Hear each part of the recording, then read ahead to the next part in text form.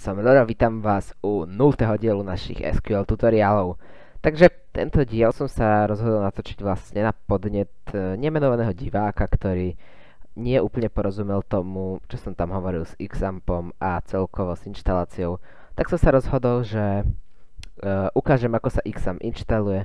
Áno, toto sa netýka SQL, takže ako ten názov veľmi nesedí, ale rozhodol som sa to začleniť do tejto série. A áno, vyšlo to po prvom dieli, lebo tak to už je. A samozrejme, ak máte nainštalovanú databázu alebo už jednoducho viete, ak sa to robí, môžete tento diel pokojne preskočiť, nebudem sa hnevať. Zanechajte like a môžete ísť na prvý diel, ak ste ho nevideli ešte. A potom na druhý, ak niekedy vyjde. Takže tak, nebudem sa zdržiavať, dúfajme, že zvládneme ten tutoriál veľmi rýchlo. Potrebujete vyhľadať Xamp, ak chcete nainštalovať Xamp. Na Linux sa to volá, myslím takto. Na Mac sa to volá takto, to viem. Ale na Linux záleží tiež, tam sa to inštaluje trošku inak, už som to inštaloval na server. Ale to už si musíte jednoducho nájsť, no nemôžem robiť na všetko, lebo by sme tu boli pol dňa, no a neviem, nechce sa mi robiť na všetko. Xamp, no inštalácia je veľmi jednoduchá, stiahnete si to z stránky apachifriends.org/download. Tu si môžete vybrať verziu, môžete najnovšiu, nemusíte, až také veľké rozdiely tam nie sú. Väčšinou záleží od toho, čo potrebujete. Napríklad PHP, samozrejme, ak chcete robiť web stránky, tak, alebo ak používate napríklad nejakú aplikáciu, dajme tomu WordPress, čo tu je logo, tak vám tam bude písať, že aké PHP to potrebuje. Takže ak potrebuje 5.6, tak asi nestiahnete 5.5.35 tu. Takže stiahneme si napríklad toto. 64-bitová verzia nie je aj 64-bitový komp a je samozrejme takto tu prídem na pracovnú plochu, moje nádherné pozadie, ktoré je dosť pixelované, ale tak nevadí.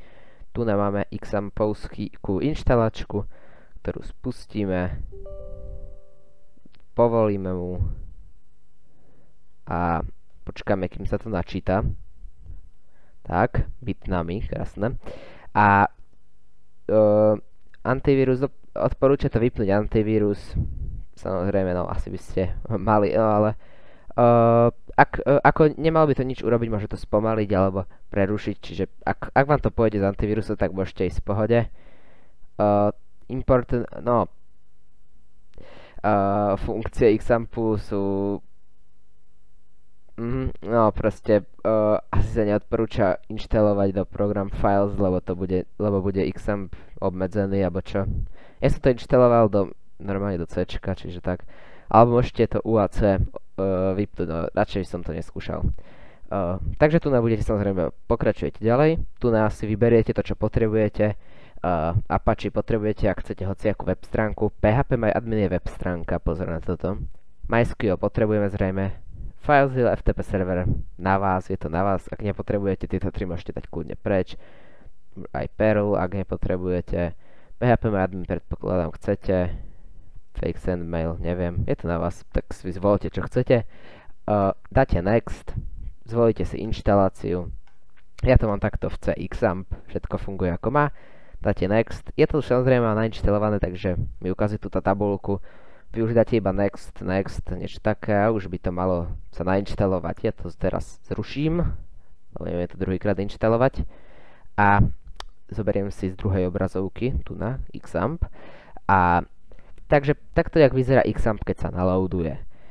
Tá chyba, čo som hovoril s tým portom, tak môže sa stať, že už máte na počítači aplikáciu, ktorá má ten istý port, ako napríklad Apache MySQL.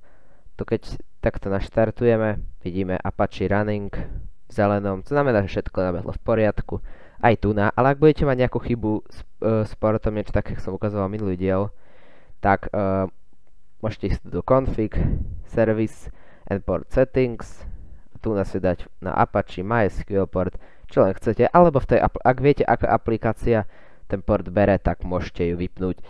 A ešte ako som sa dostal do PHPMyAdminu, veľmi jednoducho, stačí stlačiť toto tlačítko admin a vás to tam už zobere.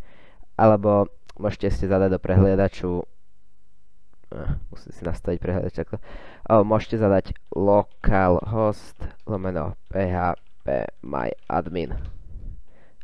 Ups. Nevšímajte si, že som to trošku zle napísal. LOCALHOST/PHP/MyAdmin. Takto. Ospravedlňujem sa. Takže už sme v PHP MyAdmine a to je už to, kde sme sa nachádzali v druhom dieli. Ak sa vám video páčilo, bolo užitočné, tak zanechajte like. Ak ste odišli na začiatku, zanechajte like, lebo je to znamenie, že ste odišli na začiatku, alebo že sa vám video páčilo. A zanechajte subscribe, samozrejme, ak chcete byť informovaní o viacerých videách. Takže, čo by som k tomu dodal, no asi nič. Len majte sa fajn.